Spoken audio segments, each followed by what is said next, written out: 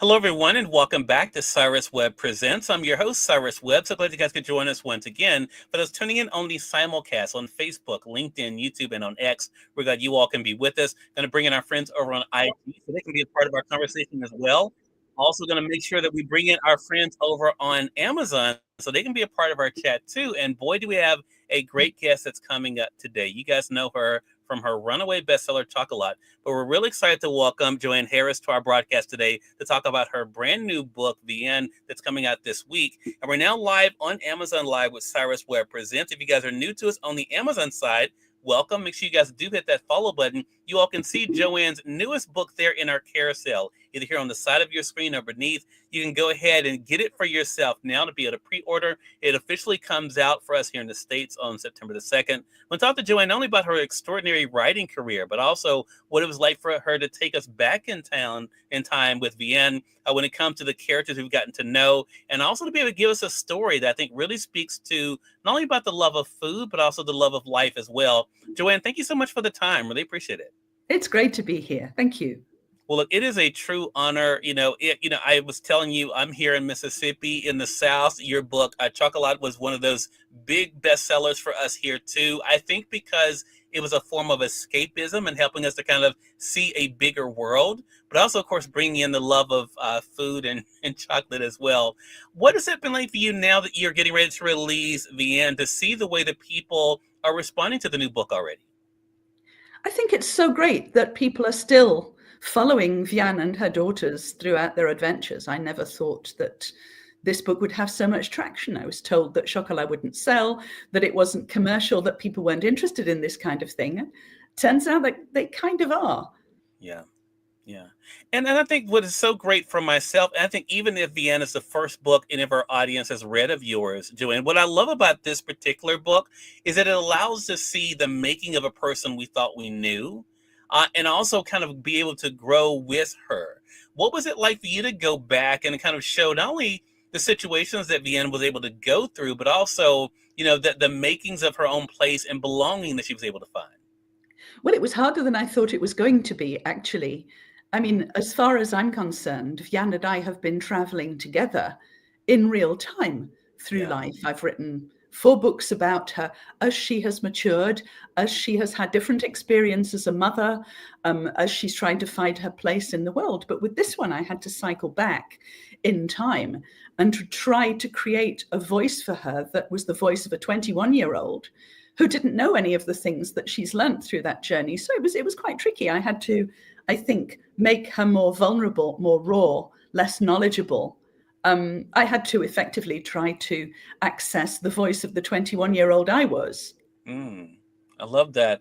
And so did that make it more fun for you as well though, Joanne? Because you did have in many ways a blank slate because none of us kind of knew what we're able to discover. Did that make it also fun for you too?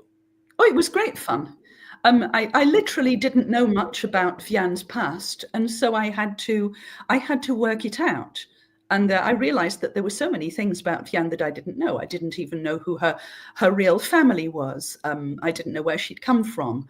And I didn't know how she had got into her love of chocolate. I assumed Yeah. initially that her mother must have taught her. And as I was writing this book, I realized that that wasn't true, that she'd got it from somebody else. Mhm. Yeah. And that is part of the fun I think people will take. And this book moves very quickly, not only in that we want to see what happens next, Joanne, but also as you wrote the book, I mean, the months in the book, the time frame moves quickly too. So kind of take us back. When was the seed initially planted for you that you wanted to be able to tell more VIANNE story? When did you first know that this was a book you wanted to write?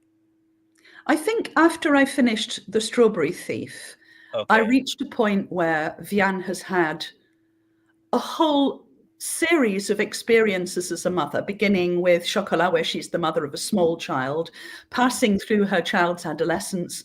And in The Strawberry Thief, she is a mother whose child has left home and who now has choices and is processing that. And I thought, well, where next?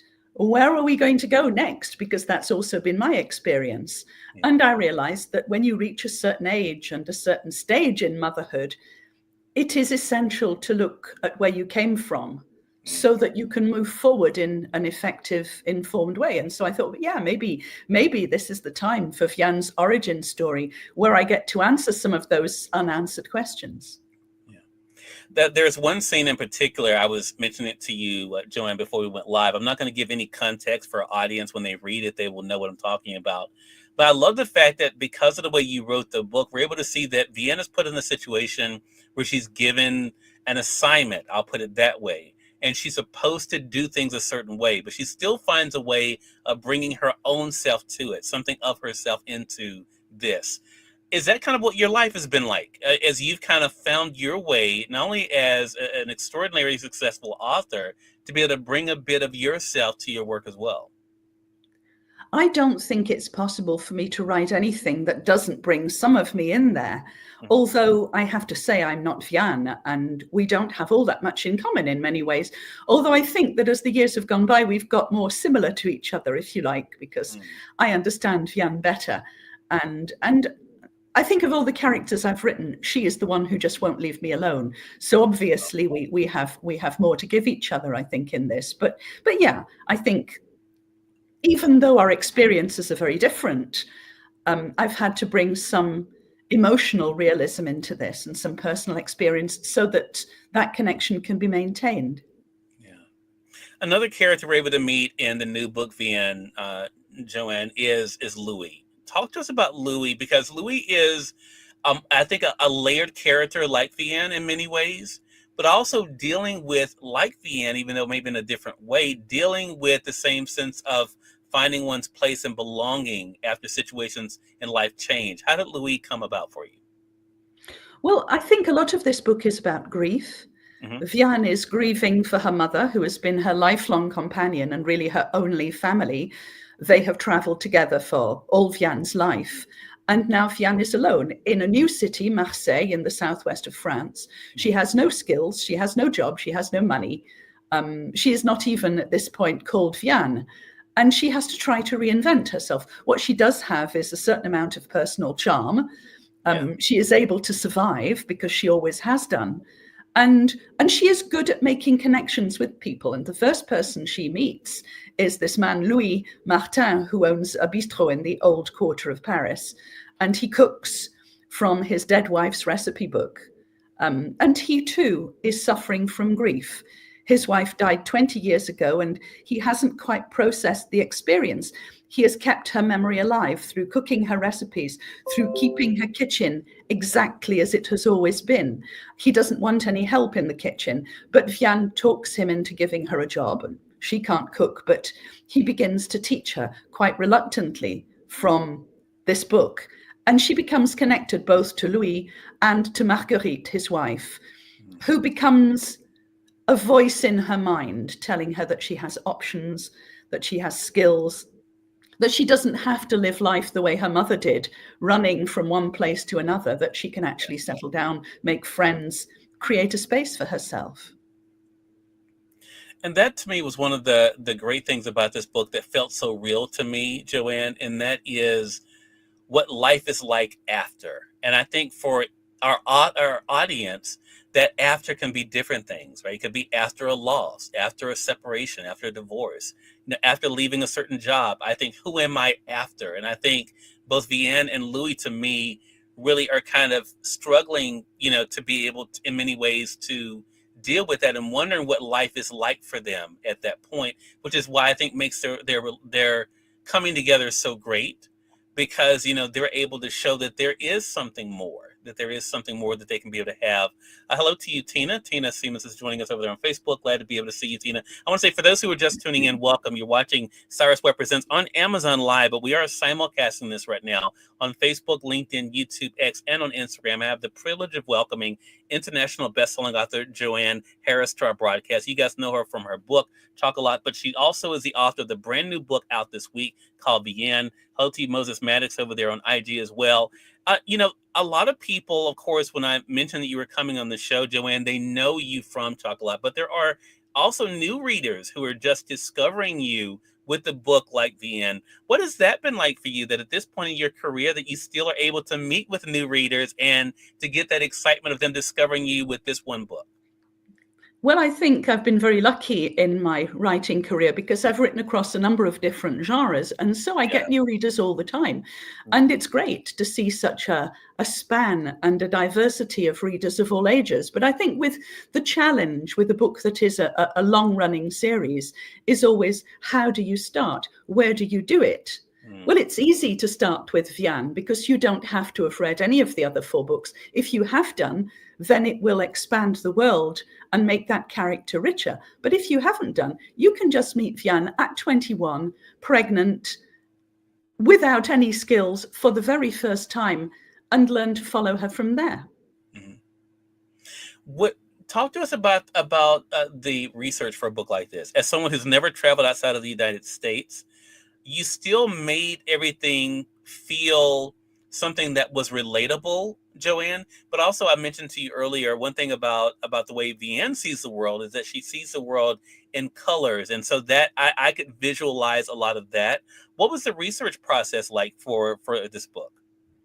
I don't really do research in any kind of formal way. What I tend to do is take a lifetime's research or a lifetime's interest in a topic and then Okay. make it into a book. So I don't start with the research. I start with thinking what I'm interested in.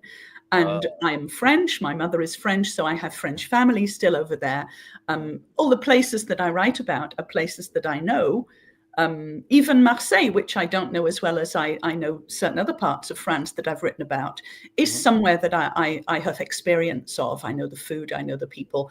And because this is, in a sense, a historical book, it's written in the 90s, I am writing from a certain perspective of nostalgia, which allows me to bring out some of my memories and my emotional connections with those places, which to me is important. As for the colours side of it, I have a kind of synesthesia, which means that I smell colors, Mm, which effectively means that I process the world primarily through color and scent. mhm. VIANNE does this too, but in a slightly different way, because VIANNE has what you might call magical powers. Part of her special perception is seeing in the colors of the people she meets their moods, their desires, the things that they're grieving for, and allows her to read their personality and to intuit what they need. Yeah. And I think that is what makes the book again so fascinating because I think all of us, and I thought about this myself, I don't have the gift that VN has, but I think all of us, when we think of certain people or see certain people, certain things come to mind. And we kind of use that as a reference point of how that person may make us feel, how we, that, and I think that is what is so great about, again, how VN's able to use that. You mentioned, of course, the powers, though. I want to talk about that in a broad way, so I don't, again, spoil anything. One thing that I think does come up in this book that I love the way you do it, Joanne, is that the idea of being able to think about the future, but realize you still have to live it. VN realizes that in her life, she may see things, but it's the process. What was that like for you to think about your own view of the future in life and to kind of gift that to the end as well? Well, it's interesting writing about a character in the past that you've already written about in the present, because Yeah. you have two perspectives here. So I was trying to give VIANNE the perspective of a 21-year-old girl who is pregnant with her first child and doesn't know what to do, from the perspective of somebody who knows what her future is going to be and how she is going to connect with that child and the importance of that relationship. And I wanted to give her just enough connection to make her real and to make her come to life for readers who might have met her before in a different context.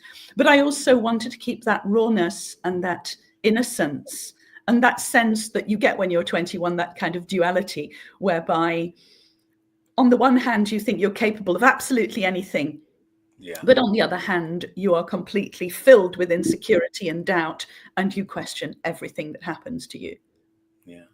And I think there's was one point I felt like, Joanne, that with VN, it's almost a sense of what do I have to lose because I feel like I don't have anything anyway. So it's like, it's there's that whole sense of, okay, I'm just gonna go for this, and just see what happens. And I think that is the fear that I think a lot of people have of not knowing.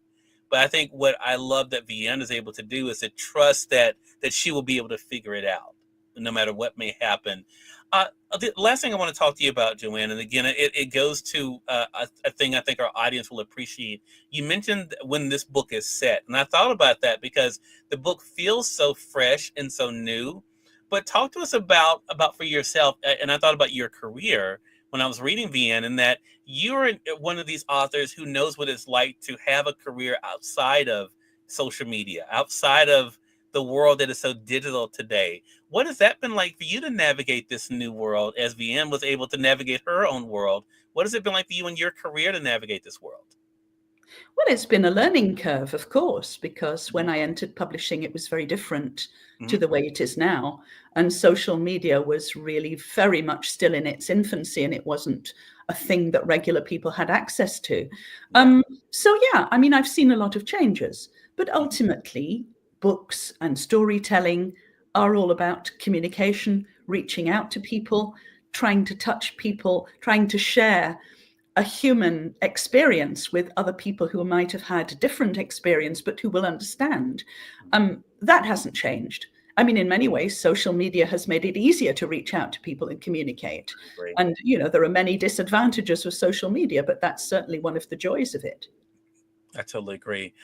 You have been called, Joanne, one of the world's finest storytellers. What has that been like for you to embrace?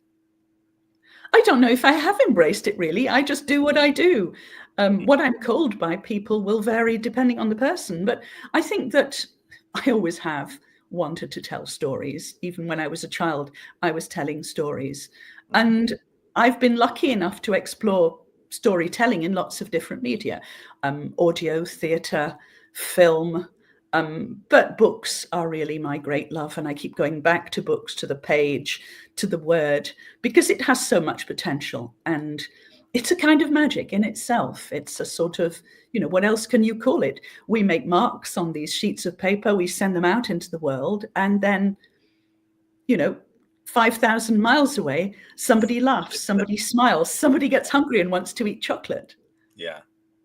Such a great point and such a great conversation, Joanne. Again, everyone, international best-selling author Joanne Harris has been our guest. Her newest book out this week is called VIANNE. For those of you joining us on Amazon, you guys can go ahead and pre-order it now. It officially comes out if you're watching us live on September the 2nd. So you can get either the book in print or the Kindle edition there on Amazon. For those of you joining us on Facebook, LinkedIn, and on YouTube, you'll find the Amazon link there as well. Joanne, really appreciate the time. Congratulations to you on another great story, and looking forward to our next chat together. Great to talk to you, Cyrus. Thank you.